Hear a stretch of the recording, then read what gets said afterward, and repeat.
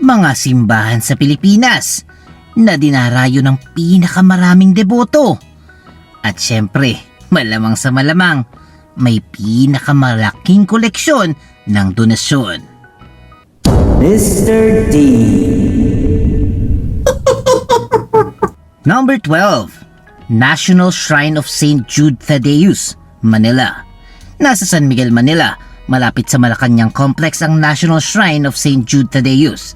Tinatag ang parokyang ito noong 1954 habang ang kasalukuyang simbahan ay kinokonsekrasyon noong 1960s. Hindi man palaging may nilabas na eksaktong visitor count. Tuwing Huwebes sunod-sunod ang misa at novena mula umaga hanggang gabi at umaapaw ang mga deboto sa labas. Kilala ang St. Jude bilang patron ng mga desperado o tila wala ng pag-asa sa sitwasyon. Kaya maraming estudyante, board exam taker, empleyado at pamilyang may mabigat na problema ang pumupunta dito. Nagsimula ang weekly Thursday novena noong 1959 at hindi na nawala ang tradisyon. Noong 2010, kinilala ito bilang National Shrine. Para sa maraming deboto, ang hinihintay na himala ay maaaring pag-asa, trabaho o sagot na matagal ng panalangin. Kaya kapag malapit na ang board examinations, kapansin-pansin ang dami ng mga estudyanteng nadalaw kasama ang reviewer, lapis at application papers na pinapanalangin sa dambana. Wala itong exact na visitor count kaya hindi natin mabibigyan ng estima. Bawi tayo sa next number. Number 11, Basilica Minore of Our Lady of Piat, Cagayan. Dito matatagpuan ang tinatawag na Pilgrimage Center of Northeast Luzon. Ang kasalukuyang basilika ay natapos noong 1875, ngunit ang debosyon sa Our Lady of Piat ay nagsimula pa noong 1604 nang dalhin mula Macau ang maitim na imahen ng Birhen Maria. Tinatawag siyang Yena Tam Ngamin na nangangahulog ang ina nating lahat. At Apo Bakit naman ang maraming Ilocano. Libo-libong pilgrims ang dumarating lalo na kapistahan tuwing Hulyo. Isa sa pinakakilalang kwentong inuugnay sa imahen ay ang pagtatapos ng matinding tagtuyot na nagbanta nung taggutom sa Cagayan Valley. Dahil dito, maraming magsasaka ang dumadalangin para sa ulan, masaganang ani at proteksyon ng kanilang pamilya. Ginawang minor basilica ang simbahan sa pamamagitan ng kautusan ni Pope John Paul II noong 1997. Mahigit 4 na siglo ng imahen na sa bansa, kaya isa rin ito sa pinakamatandang Marian image na patuloy na dinarayo sa Pilipinas. Every day, halos libo-libo ang dumadaan dito. Imagine, kung bawat isa ay magbibigay ng piso para sa donasyon sa simbahan, gaano nakalaki kaya yun? Number 10, Divine Mercy Shrine, El Salvador City, Misamis Oriental. Hindi lamang Luzon at Visayas ang may dambanang dinarayo ng napakalaking crowd. Sa Divine Mercy Hills sa El Salvador City, Misamis Oriental, nakatayo ang dambanang may 50-foot statue ni Jesus bilang Divine Mercy. Natapos ang complex noong 2008 sa isang 9 na ektaryang lupain. Malaking bahagi ng pagpapatayo nito ay nagmula sa mga donasyon ng mga deboto. Imagine ha, nakapagpatayo sila ng ganong kalaki, galing sa donations lamang. Noong Divine Mercy Sunday ng 2025, mahigit 57,000 pilgrims mula sa iba't ibang bahagi ng Pilipinas at iba pang bansa sa Asia ang naiulat na dumalo. Kilala ang mga lugar na to sa panalangin. Jesus, I trust you. Maraming pumupunta rito para humingi ng awa, kapatawaran, panibagong pag-asa at paggaling mula sa karamdaman. May hagdan sa bahagi ng puso ng malaking rebulto, simbolo ng paglapit ng tao sa awa ni Kristo. Dahil nasa mataas na bahagi ng Divine Mercy Hills, tanaw rin mula rito ang Makahar Bay, isang tanawing nagbibigay ng tahimik na kapaligiran sa pagninilay ng mga tao. Number 9, National Shrine of St. Padre Pio, Santo Tomas, Batangas. Tinatag noong 2003 ang parokya at dambana ni St. Padre Pio. Dahil sa patuloy na pagdami ng mga deboto, nilipat ito sa 1.6 hektar na lupain at natapos ang mas malaking simbahan noong 2013. Gumagamit ang disenyo nito ng kahoy, bato, kawayan, sawali at nipa, parang tradisyonal na bahay dalanginan.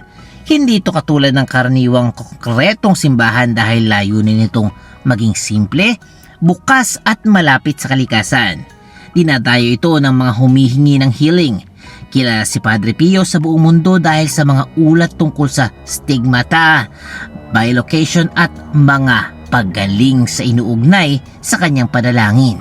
May first class relic din ng mga santo na pinagkakatiwala sa parokya.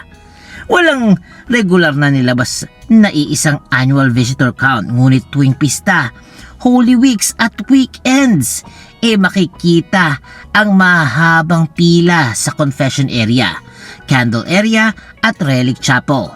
Pinakatanyag na mensahe ni Padre Pio: manalangin, umasa at huwag mag-alala. Inaasahang every week umaabot ng tao ang bumibisita rito. Imagine kung gaano kalaki ang donasyon para sa pagtulong sa pagde-develop ng simbahan at pati na rin sa komunidad. Number Simala Shrine, Sibonga, Cebu. Parang malaking kastilyong nakatayo sa kabundukan ng Simala Shrine or Monastery of the Holy Eucharist sa Sibonga, Cebu. Tinatag ito noong 1998 ng Marian Monks of Eucharistic Adoration. Mabilis ito naging isa sa pinakasikat na pilgrimage site sa Visayas. Kahit wala ring pare-parehong public annual count para sa lahat ng pumapasok sa malawak na complex, talaga namang hindi bababa ng milyon ang aabot ng pumupunta dito linggo-linggo. Dito, pinarangalan ang Our Lady of Lindogon. Ayon sa mga salaysay ng mga deboto, ang imahen lumuha noong 1998 sa panahong may dengue outbreak sa lugar at inugnay ito ng ilan sa paggaling ng mga may sakit. May mga ulat ding muli itong lumuha sa ibang pagkakataon. Makikita sa loob ang wheelchair, saklay, sulat at testimonya na iniiwan bilang pasasalamat ng mga taong naniniwalang nakatanggap sila ng biyaya.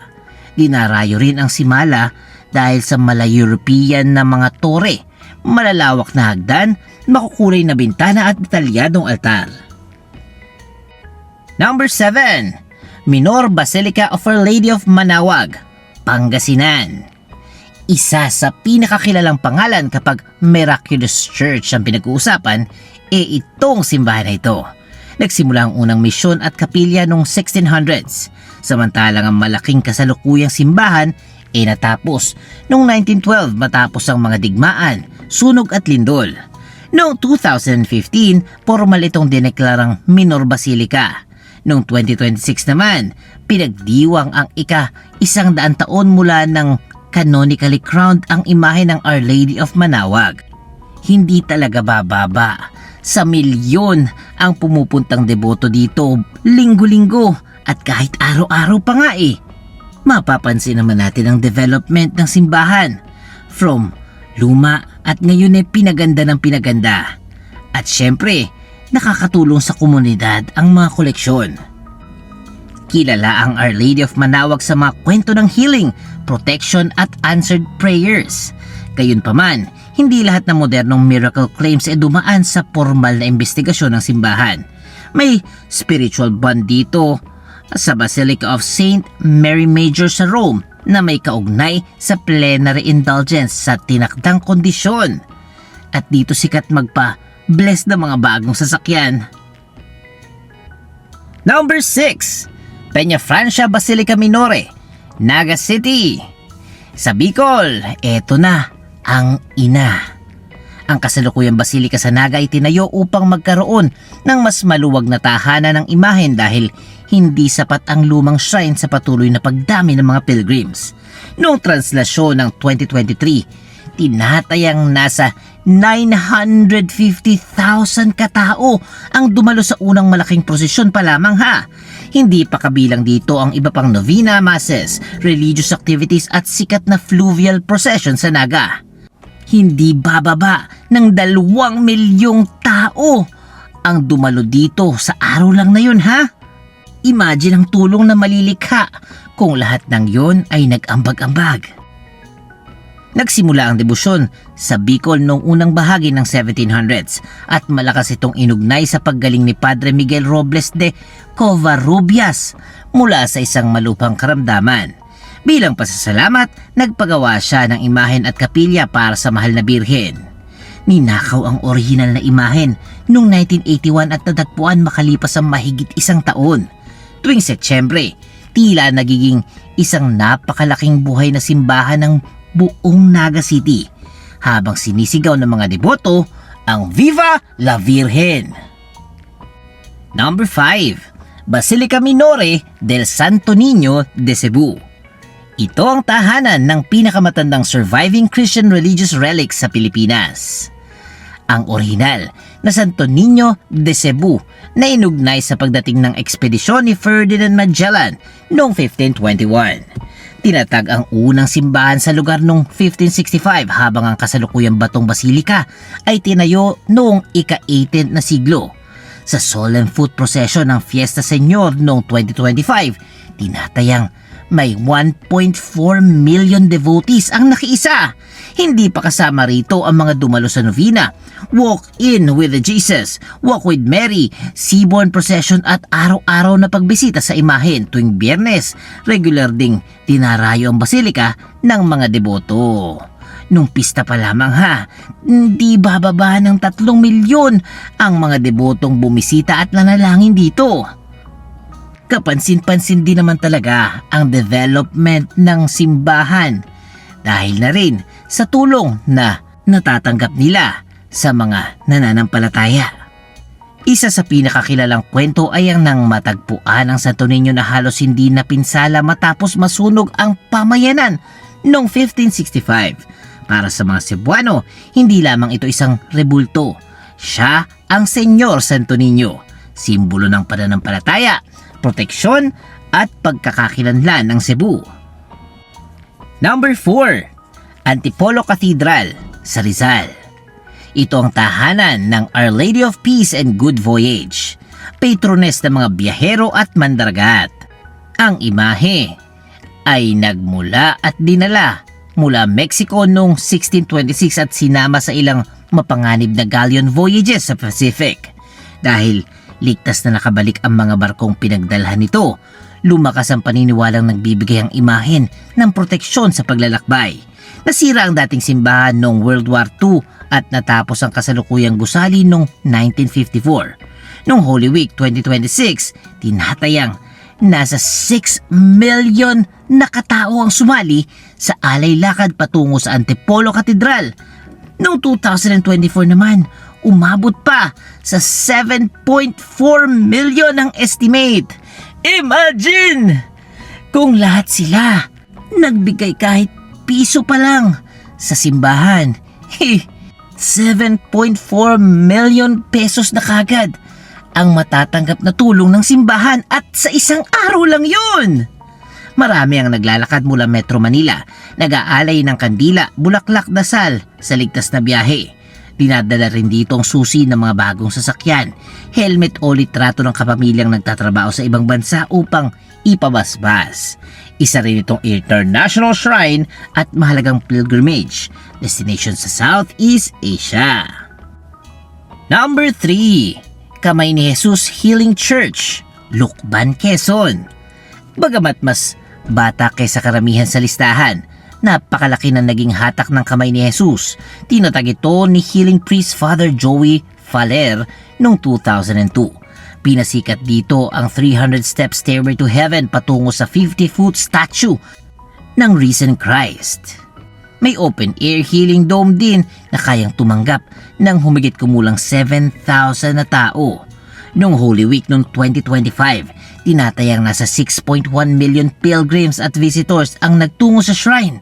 Noong 2024, mahigit na 4 milyon naman ang naitalang bisita, kaya kapansin-pansin ang mabilis na paglaki ng mga bilang nito. Hindi ko na i-explain ang na-receive ng simbahan.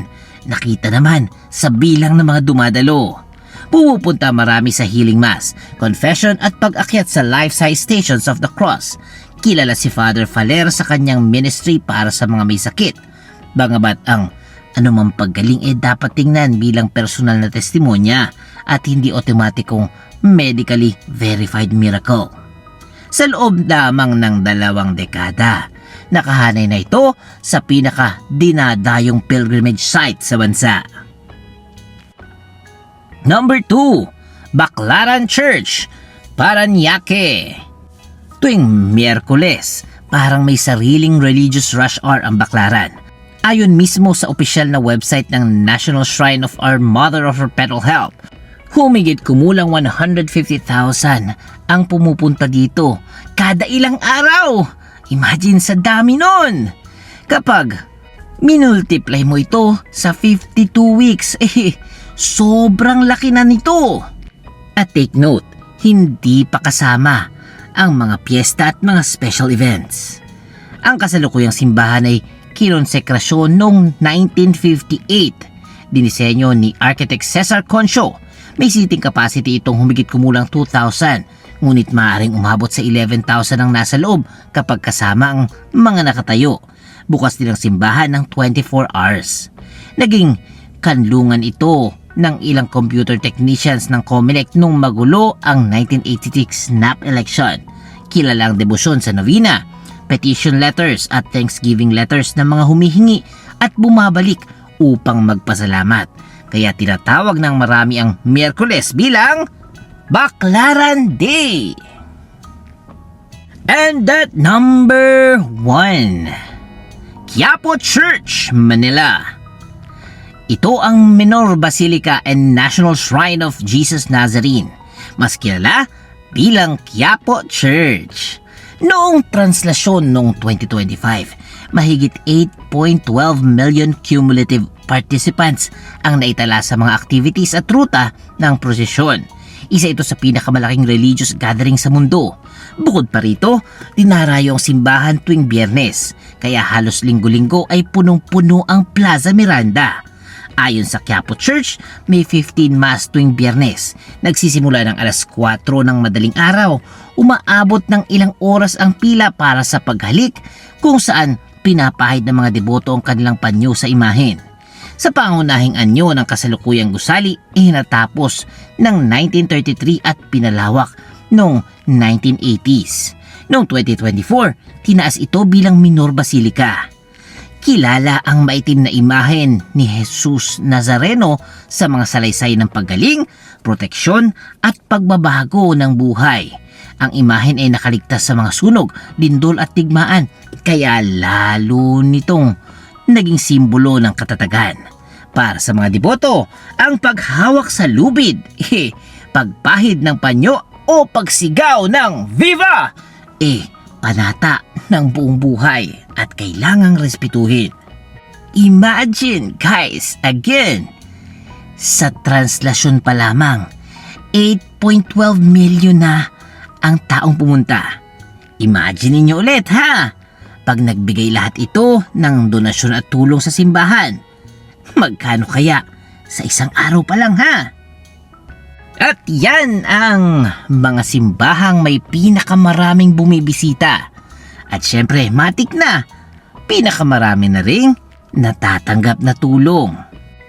Iba-iba man ang patron, arkitektura at kwento ng bawat simbahan, iisa ang pinapakita ng milyong-milyong bumibisita. Sa oras ng takot, sakit at pagsubok, buhay na buhay pa rin ang pananampalataya ng mga Pilipino. At sana, sa lahat ng simbahang nakakatanggap ng tulong mula sa ating mga kababayan, sana'y gawin ito at gamitin sa mabuting paraan. At lastly, hindi naman importante ang binibigay o donasyon ng bawat Pilipino na pumupunta sa mga simbahan.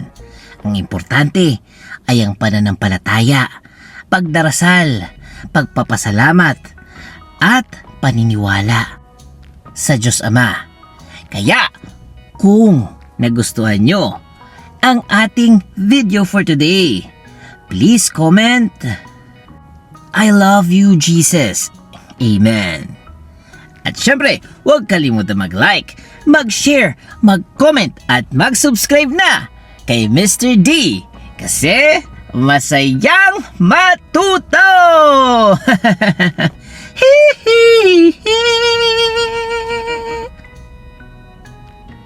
The end!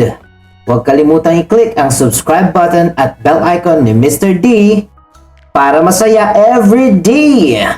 See you, D-Fam!